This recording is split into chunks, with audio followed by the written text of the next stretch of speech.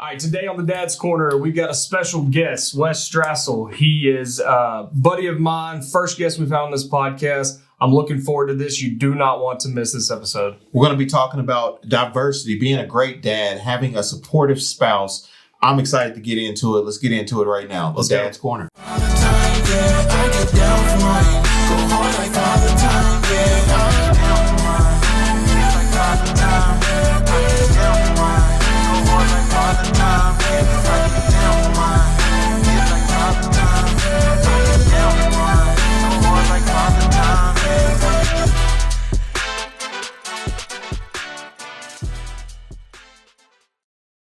Y'all get a taste of what's really coming. Anyway, that's Man, the next podcast. Whatever. Good that's the gosh. Next thing. I think we're gonna start doing stuff about that right off the bat. We didn't say hi. We didn't say nothing. You already. What's up, Wes? How you doing, bro? Dude, good, man. Welcome to the Dad's Corner, man. We got a new setup. We got laptops, headphones. Kind of a big deal now that you've arrived. So, welcome, buddy. Thanks, man. I'm looking forward to it. So, Wes doesn't know this, but I'm just gonna go ahead and bring it up. Let's get it out there in the open. Did Tiffany punch you? Look, Wes, if you zoom in a little bit, you may be able to see a little swollen lip. right here. No, There it is. she didn't punch me. She didn't punch me. I gotta blink. I gotta blink twice. Blink twice if you're okay. No, so I don't know what the heck happened, Jason. Like, I woke up this morning, my freaking lip was swollen. I don't know. I gargled with salt water. I did all the things, everything I could. Tiffany did say, because she heard you talking about some stuff, she did say if I need to send you with a black eye as well, so that way you can have like an emotional episode or some kind of something. So maybe we need to. I fell down some stairs. Right, I got you. It was a doorknob. That was a doorknob. That's not Oh, even. That's so bad. It's not even, Oh man, it's not funny. Yeah. Sorry. No, Anyway. it's not funny. It's not funny at all. I thought you said black guy at first, and I was like, she's gonna send you with another guy? Like that's what? Black So I'm guy getting piece. replaced just like that. Black guy piece. Black guy. That's what y'all can call it. Black guy piece. Oh, jeez, this is getting out of hand already. So man, how's everybody's week going? Well, Wes, you want to fill us in on your week real quick? What's going on, Wes? It's been a week, Jason. ACL surgery Monday morning. Went well. Thankful for the doctors and that team. It was honestly a great experience. So compared to back surgery, ACL is nothing. But yeah, getting back to it. Today's kind of the first full day back at work, working remote, but sitting upright, trying to get my mind right, get back in the groove. It's been a struggle, but I'm getting there. So still on crutches.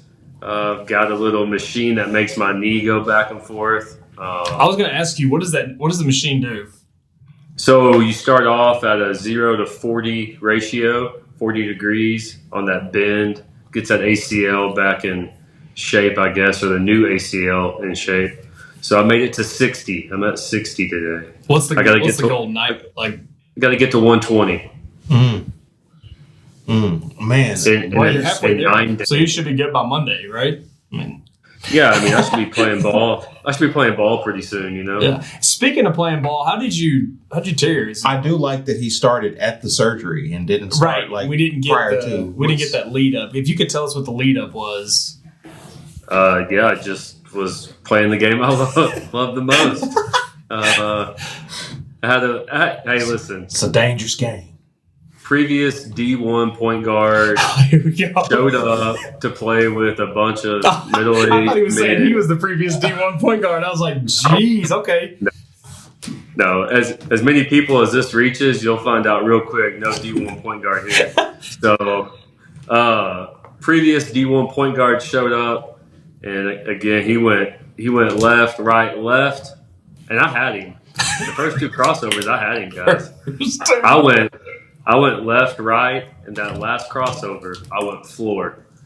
And they kind of just said, "Hey, Strassle, you should probably go sit down." Here's something that just crossed my mind. Like, he gets to add that to his stat list. Mm-hmm. Like not only does he break ankles, he he tears ACLs as well. So that's crazy. Man, I have had like fluid drained off my knee. I actually cut my knee with a chainsaw one time and had to have some stitches done, but never an ACL. And I know that that's excruciating, man. Yeah. Meniscus was safe though. He didn't get my meniscus, so can't put that on his resume. Weak crossover. Can't put that on his resume. You can't get the meniscus. Are you really even doing it? Did you people tear ACLs all the time? I mean, that's like spraining your ankle now. Which we don't need to talk about ankles, but you want to talk about those, Jason? Speaking of, so we'll get through this real quick and then we'll move on. Okay, so talk to us, Jason, because you can't see it. See, we went in on Wes. You can't you can see this, but. Yep. Jason, what happened? Like, we've got some goals and things that we've set for ourselves. So how are you doing with your goals? There was a fire, and I rushed in. So, okay, that's not what happened. So me and Wes were actually at the house. I told him one of my goals was to dunk it by the end of the year. So we're out there. I'm not going to say that it was a lowered goal, but it might have been a little lowered. I saw the video. All right, and so we're throwing alley-oops. We played for probably an hour and a half, like shooting around. We were just catching up. The kids were playing. We were just having, a great time. Went to bed that night, feeling great. Woke up the next day. I was like, man, my foot's kind of hurting a little bit. Hurts to walk. Got up like Monday at like 3 o'clock in the morning. Like couldn't move my foot. It was throbbing so bad. So ended up having maybe like a hairline fracture on the top bone on the left side of my foot, and then having tendonitis in the back of my ankle. So I was in a boot for a little over a week. Here's what I know. Well, let me tell you what the doctor told me. Okay, go ahead. He said, and this hurt. Go ahead. Do not. He said you're past the age of playing in Crocs. That's what I was about to say. Like, you sent me the video. I was in Crocs. I didn't have them in full drive. He sent me the video, and I saw the video, and you were doing some cool dunks. Like, I saw you, catch the alley oop, and came down on it. But I stopped the video, and I was like, in Crocs? Yeah. I thought it was more impressive that I was doing it in Jason Crocs. In Crocs? Mm-hmm. Yep. We were multitasking. Yeah. The kids had the water slide out. We were watching. You had to be able to do both. We got to be able to. If I needed to get my feet wet all of a sudden, you can't do that in tennis shoes. But they were in leisure mode. Right. I know. Anyways, I'm not doing it anymore. So, but to the real reason that we're here, now that we've literally dogged on each one of us. Yeah, y'all started it. Equally. Welcome to the Dad's Corner. Welcome to the Dad's Corner. Yeah, we'll hurt your feelings in the first 5 minutes. We don't care. So Wes, this podcast, man, we've been doing it. I've told you about it way before we even started it.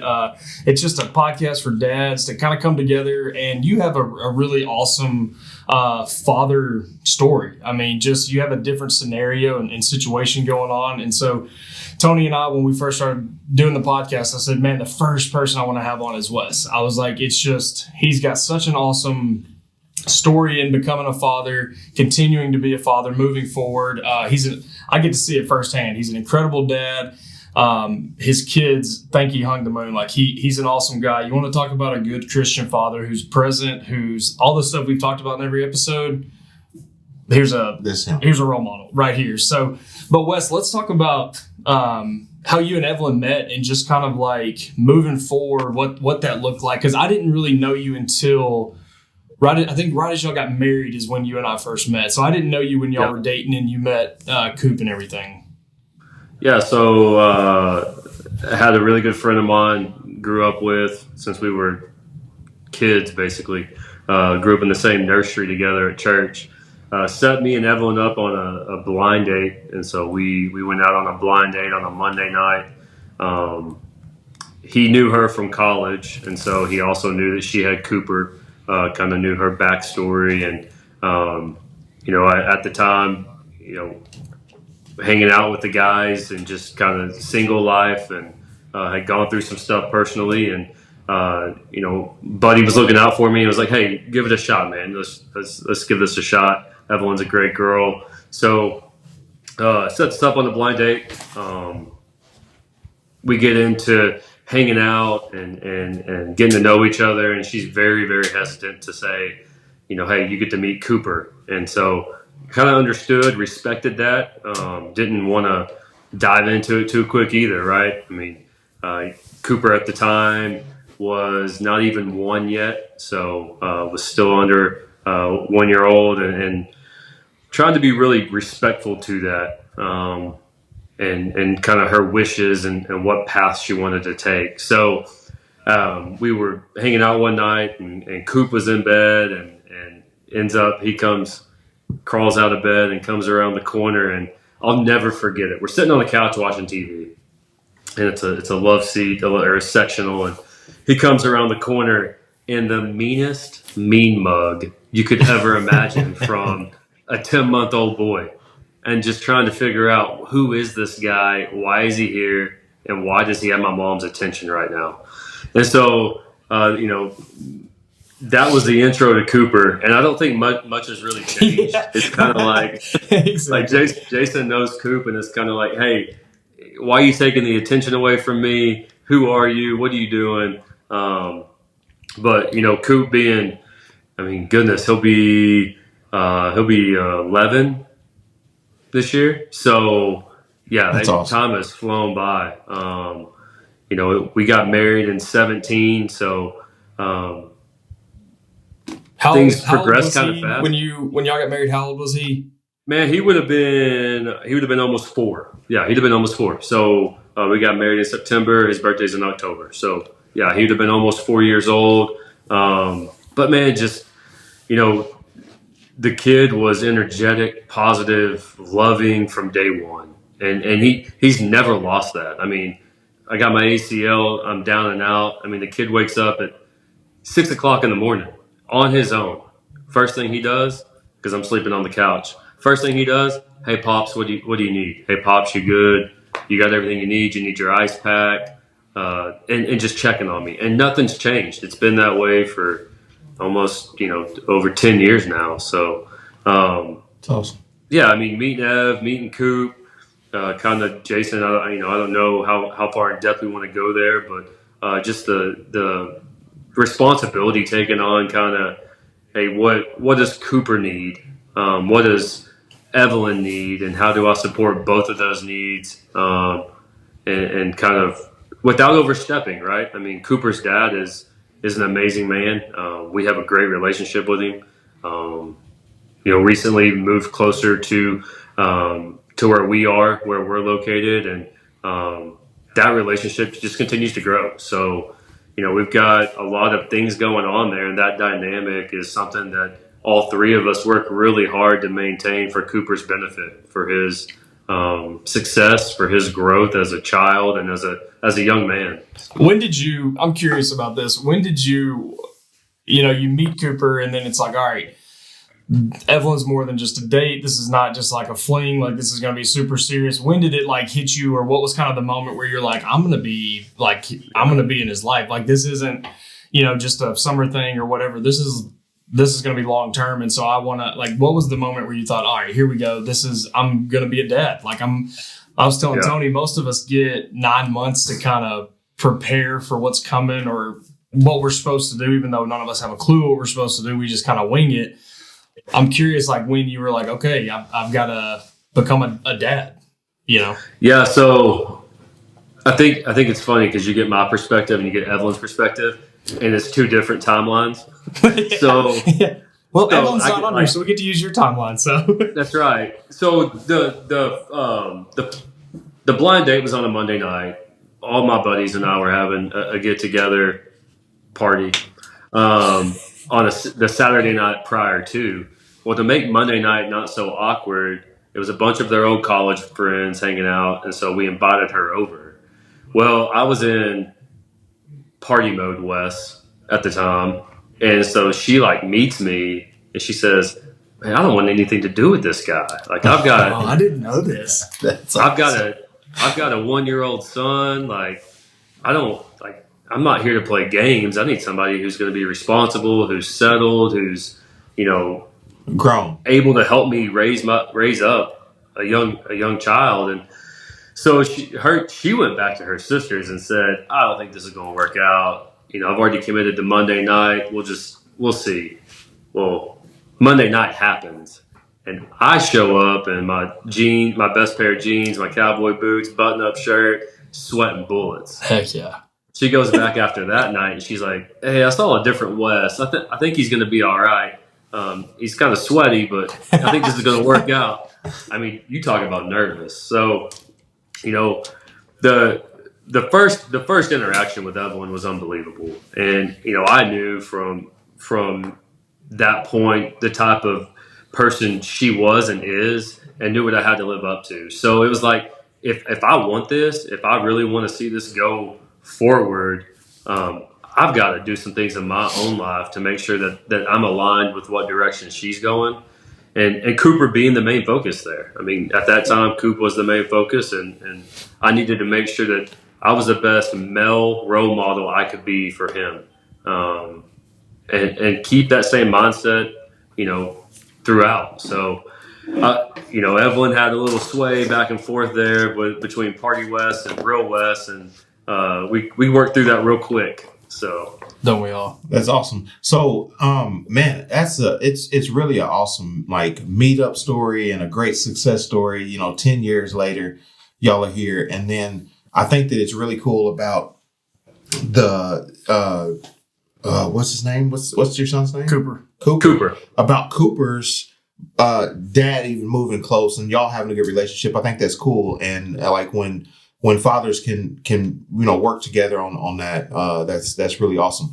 Wes, do you have any other children, or is it just you and Coop? Yeah, so we've got Cooper, then we've got Wesley, who's our middle child, and we have Emerson, who's our youngest. So we've got 3 total.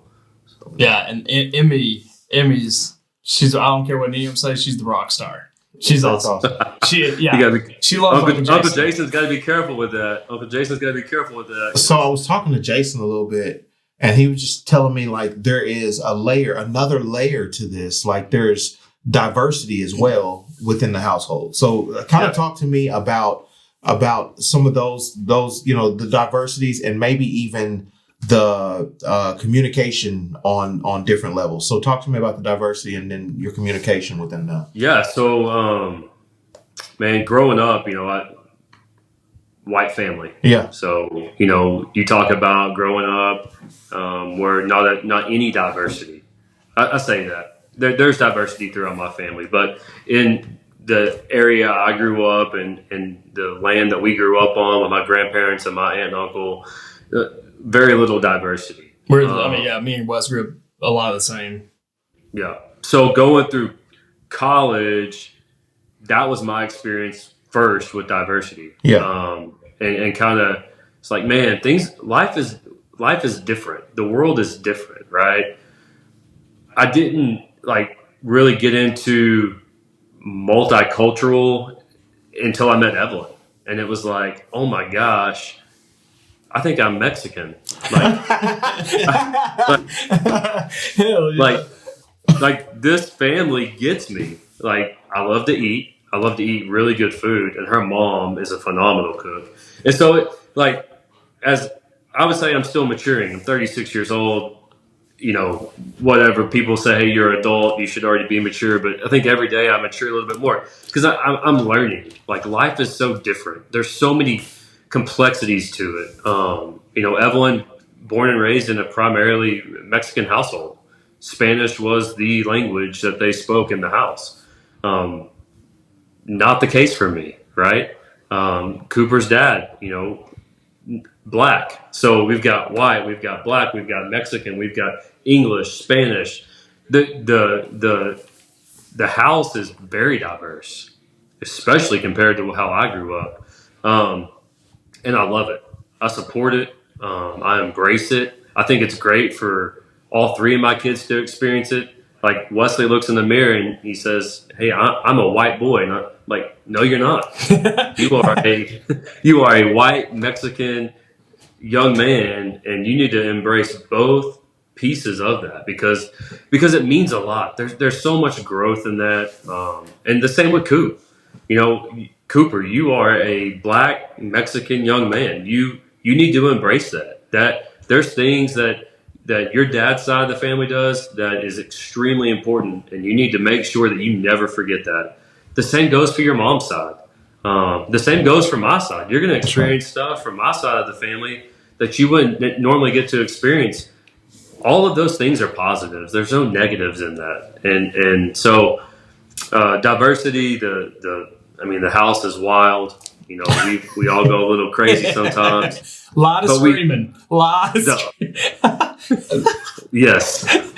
So yeah, Tony. It's a great thing. I think that Evelyn and I really feed off of each other. We talk about the different roles, and I've heard you guys talk about it through the first 6 episodes. Like it's everybody has a responsibility. It all looks a little bit different from our stories, right? And so I embrace that. I've also got the best partner in life to embrace that and hold me accountable. She does a great job with that too. So Jason knows I'm held very accountable. So that's why I even asked that, Wes. It's just because like the family cell does look different now. Like it's not a cookie cutter. It doesn't have to be, this. And so being able to navigate through all the different types of family models that there are, and then learning from you. I think a good dad is just a good dad, no matter who he's a good dad to. And so that's awesome. I love what you just shared with us about, your family structure. Well, that's what we said from the very beginning is the role of a father is pretty straightforward. The Bible lays it out. Couldn't be any clearer. What I've learned growing up, and that's what I kind of said in the very first episode, was I was just like Wes. I had this vision just because that's what I'd seen. The family I grew up in, that's what I had seen. And, even the black friends that I had, it was all black family. There was never any culture, no interracial marriages. And so it was like, that's just all I knew. And so when you grow up and you're like, you see it and you're like, man, all these guys, they're the same as me. We all have the exact same goal. We have the exact same responsibilities. It's just everybody's situation looks different. And so that's why I wanted to have Wes on. Wes provides a really unique, awesome experience that I can't speak on in any facet.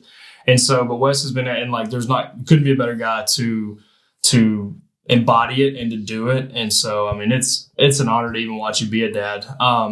Appreciate that. One thing I wanted to ask about is, so discipline.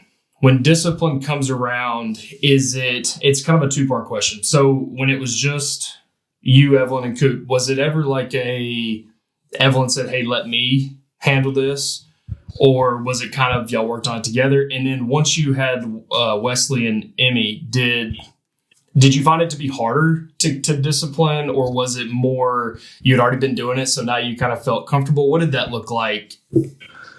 Yeah, so I think when it was just the 3 of us, I'll say the 4 of us, right? Because Coop's dad, played a key in that too. I think that the steps that we were taking in the house, he also had to be made aware of so that we never missed a beat. Like we're all on the same page. So early on, I just treated Cooper as my own.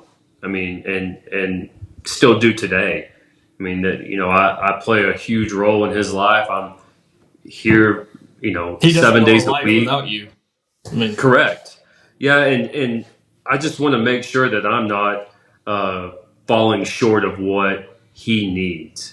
And I have a role to play, and I'm not going to overstep that role with his dad. But I also know that me and his dad are aligned with, hey, this is the discipline that it takes to make sure that he stays on the path that God's calling him to follow, right? And so we're all aligned with that. Again, back to what you said early on, my mindset was, I'm going to treat him as my own.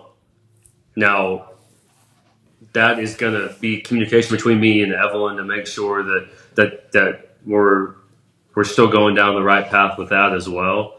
But it used to. I was always a big. I was always big on saying, "Hey, let's go to the back room. Or go to another room." That's how Jason met me. Tony was. Yeah. I used to be scared of what happened in that back room. So I would never discipline Coop. I'll say 99% of the time, never disciplined my child or children in front of everybody. I didn't want to embarrass them. I wanted to teach them. I wanted them to truly learn, hey, you've messed up here. We got to go somewhere else and address this so that you can focus on what I'm trying to tell you. And so it used to be, hey, let's go to the other room. Let's go to the other room. And they knew, and really Cooper knew, okay, I've messed up. I got to hear what Pops is saying and fix it. I've got a little lazy with that as I've gotten older and gotten through kid number 2, now kid number 3. Kid number 3's Emerson. I might have a soft spot for her. So I don't know that she's ever met the other room or the back room because Daddy might fail there a little bit. So, yeah, I mean, that discipline stage is shifted as I've had now Wesley and Emmy as well. I would say I've learned some things. I've also gotten lazy in some areas and trying to just kind of get back to being what I need to be for those kids. Like, what is that discipline look like? And at what point do I overstep? You know, with Cooper getting older, it changes. I mean, with him being 11, 12 years old, like the discipline looks a little different than when they're 4, 5, 6. Yeah. So, and Tony knows that. I used to have to go to that back room. My dad used to have to take me to that back room. Like, come on. So you've been Yeah. Come on. No, Yeah. but yeah. So that's and another thing. Like, you want to almost, like, because of what you've given to, you know, to the oldest one, you almost want them to help you with the youngest one, so that way you don't have to be the disciplinary on all things. That's I try to help, like, my daughter's like, y'all gotta help me out, like, don't let him crash out, like, good Lord, don't let him crash out. That's so yeah, awesome. I think that that again, you've got 3 different mindsets. You've got Cooper, Wesley, Emmy. They're all 3 different in a lot of ways. And so that discipline there too is that not only discipline, like I know we're using discipline as an example, but even the encouragement or the teaching or the coaching, just the overall whatever structure of how you do it. Yeah, they're all different. They all 3, you do it successfully to all 3 in 3 different ways. Yeah. So I've learned through that, like how I discipline Cooper, how I encourage Cooper, how I coach Cooper is different than how I do that for Wesley and how I do it for Emerson. So it's kind of ever evolving, I guess. And I would say the dad I was to Coop is different than the dad I am today. That's 10 years down the road. So I wanted to ask you too in the beginning. I forgot, but going back to it, what made you? For me, it was always a worry. If a girl already had a child, I almost felt like I'm not mature enough to even attempt to go into that situation. Not that there's anything wrong with her or that situation. It's just like I'm definitely not ready to be a dad. How did you? Yeah. I mean, I know you had the blind date, or y'all had that first date. At what point were you like, okay, I'm taking on this responsibility? Like, this is like me saying I'm okay with the situation. Did you know right off the bat she already had Coop, or did you find out on y'all's date, or how did that? Oh no, I knew from the get-go. So, full transparency, I was sitting on the couch at a buddy's house. We were watching sports, and there were like, I don't know, 5 or 6 of us over at the house. I'm scrolling through Facebook at the time, and boom, there's Evelyn Torres, and her profile picture was her and Cooper. And I was like, oh my gosh, she is stunning. And that's when everything kind of evolved. And Buddy was like, hey, she's got a little boy. And so that's I didn't know that. A little stalking. Yeah. All starts off on social media. I'm just playing. That's awesome. Yeah, so yeah, I mean, I knew from the very beginning. You know, there of course, there's some life stuff there that happened prior to that evening and things that I had gone through personally. And you know, we fast forward to that night. And, you know, I think it's a God thing. I do. I think there's a lot of ungodly things that led me to that moment in life. But I think that that she's a God thing. She's a godsend. I think Cooper's a godsend. I think that him being a part of that equation changed my heart, my mind, my path real fast. And I can see it change the trajectory of a situation like that. Yeah. Well, and it's nice to see a relationship that's committed to Christ. So not just, I mean, Wes is the man of the house. He's the one who leads. I mean, when you look at their marriage, now he does have like he gets, if he needs to be put in check, he put in check. Yeah. He's walked in with a couple of those. Tony.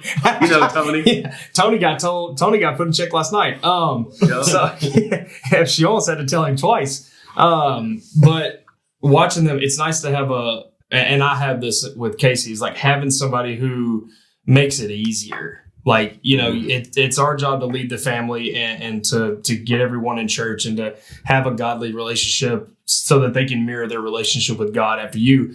But it sure does make it easier when you got a spouse who follows right along and does the same thing. And Evelyn's definitely that person, and you can see it. So it's awesome to see y'all work together. I love that. Yeah, I mean, my dad used to tell me, son, you got to find somebody that's going to work with you and not against you.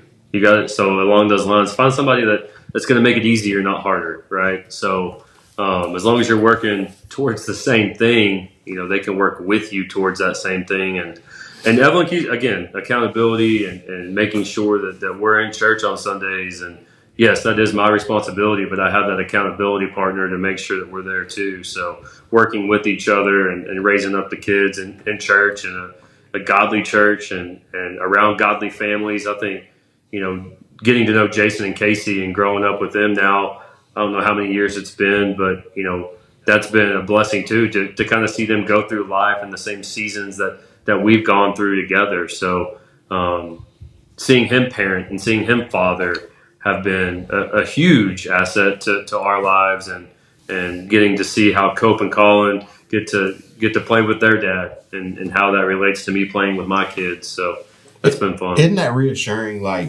especially like being able to have this corner that we get to just come together in and be able to see other dads doing amazing things, and to pick up little things from Jason, to be able to pick up things from you, and we do that in real life, in real time. Like, I love being able to see other fathers, what I say, out in the wild. Like, I love being able to see other fathers spending time with their children and doing little things that I might like to pick up. Like, I don't know where I saw it, but I am a jungle gym at this point. Like, I've always been a jungle gym for my kids, especially my son. Like, he utilizes it to the fullest. But, and I saw that at one point and decided, yeah, they can hang on my arm too. Like, they can jump out. So I love that idea of being able to model something after one of your friends, after other fathers that you see.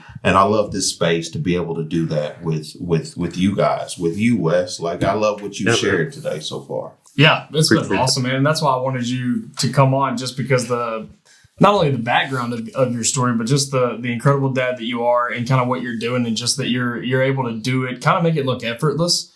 But I know how much effort you put into it, which is also like really remarkable. So I appreciate you coming on. And speaking of background, like, you did a great job with that background behind you. I'm sure you did all that, didn't you? Yeah, especially the two baskets behind you. You weren't like, I'm not going to alternate them. I'll put them both right behind my head. She did a great job. She did. She did a great job. So you're the first guest on. Yes. And so we actually... Thank you, by the way. Thank you for that. Yeah. It's pretty much... We got one more thing, but the worst part's over, really, the hard part. So we've got something for you. We got a lightning round here, and what we're going to do is when we have guests on like yourself, we're gonna blitz you with just questions, just fun questions off the whim. You just hit us with whatever you got. The last two are a little bit lengthier, but they're just straight from the heart. Whatever you're thinking, say it. And then once you get done, we got a little surprise for you. So, you ready? Blitz. All right, here we go. Blitz. All right, what's the favorite age of your kids? What's the favorite age you like to have as your kids? Oh, 3. Okay. What is your favorite meal? Salsa verde enchiladas from my mother-in-law. Ooh. Favorite hobby to do with your kids? Sports. They live at the baseball field. If you could learn 10 languages or play 10 instruments, which one would you choose? That's tough. I'm going to have to go with the languages for my wife's sake. There you go. Hey, there you go. Who's your childhood hero? My childhood hero would have been...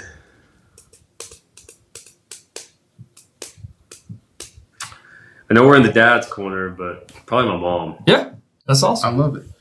Yeah. Favorite toy growing up? Your favorite toy growing up? Tools. Any tools. That's cool. I would build like crazy. What is something you wish that people knew about being a father that you think's probably not just like a normal thing?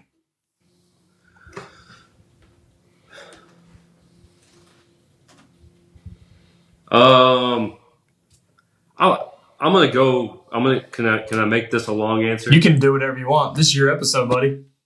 So this was episode 5 or 6, I think. It might have been this. It might have been episode 6 when you related back to what did I learn from my kids, and it's the forgive, right? Forgive and forget. So I think we all think everybody remembers everything. Everybody remembers everything, but our kids have this short mindset, and it's like after it happens, they're done with it, and we're moving on, right? Don't forget that. Address what needs to be addressed. Let's talk about it. Let's forgive it, and then let's move on. And don't let that weigh you down from being productive with your kids in the future.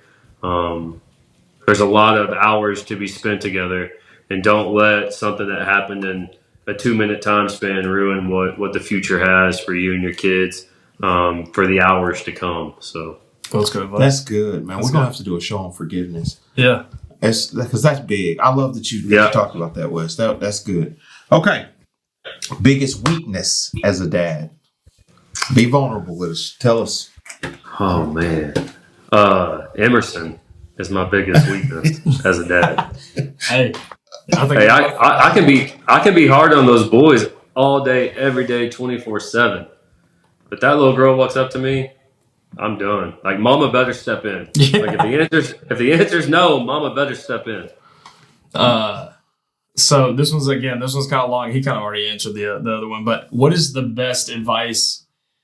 Not right now, but let's say 10, 15 years from now, your kids are getting, probably 20. Your kids are getting ready to have kids. What's the best advice you could give them?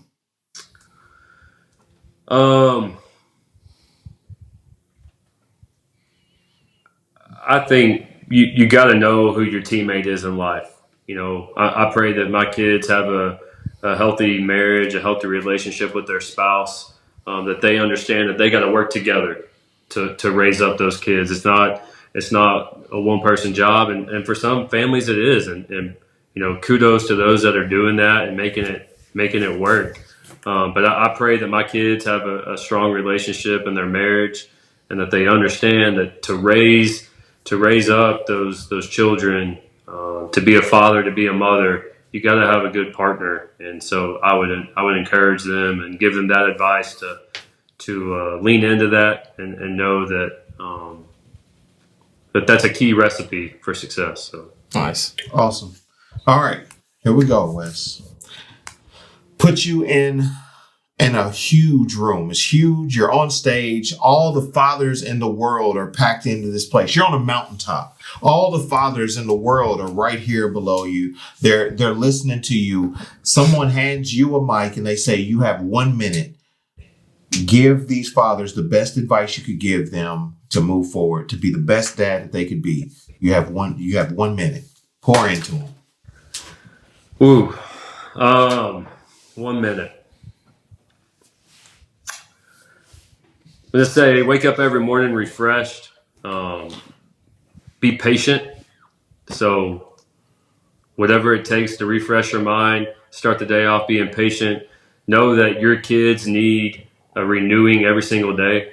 When they wake up, they need to start the day new. When they come home from school or their activities, they need to finish that day with support, with understanding. Sometimes they need to know or work through maybe the complexities of that day. That's your job as a father, to help guide them through those situations that they have experienced in the 8 to 10 hours they've been away from you. So start the day off new, help them through the complexities and walk them through what they've dealt with throughout that day, and finish the night strong. I don't do this enough. I'm guilty, but praying with your kids every night before they go to bed. I know Jason and Casey do a great job at that, and kudos to them. I think that you got to start strong and finish strong. And so, I think that would be my biggest advice. You got to finish the day off with prayer, and they got to know where that foundation is. Awesome, dude. Hey, And the crowd. there's the bell. Wild. There's the bell. You survived the lightning round, the first lightning round of the Dad's Corner. So Let's go. dude. Appreciate you being on here. Yeah. I'm gonna give you a chance to, if you got one ready. If not, no big deal. But you got a dad joke you want to let us have? Man, you guys have set the bar high. I don't know that I have one. All right. I wish I did. You go I ahead. got something for you. Okay. Wes, what are the strongest days of the week? Strongest day. Oh, I know. Saturday and Sunday, because the other days Are weekdays. Let's go, man. Let's go. Right. Hey, good. for doing that lightning round too, we have a special line of hats and shirts that are coming in. The only way to get one is to be a guest on the Dad's Corner. So we'll ship that to you. It's awesome. We're supposed to be getting them any day now. It's got like a silhouette of a guy sitting on a stool in the middle of a ring, like he's been through the fight of his life. So just kind of dad supporting dads, maybe a little conversation piece if you're ever out in public wearing it. But don't hang up whenever we get off from here. They definitely got to do a few other things. But thanks for being on. We appreciate it, man. Like that. This is the reason we did this. Like this is by far is going to be the best episode we've done yet. It's powerful. The stuff you talked about is incredible. But we got one more thing. Shut the door. Let's go. Let's go. All the time that I get down for you.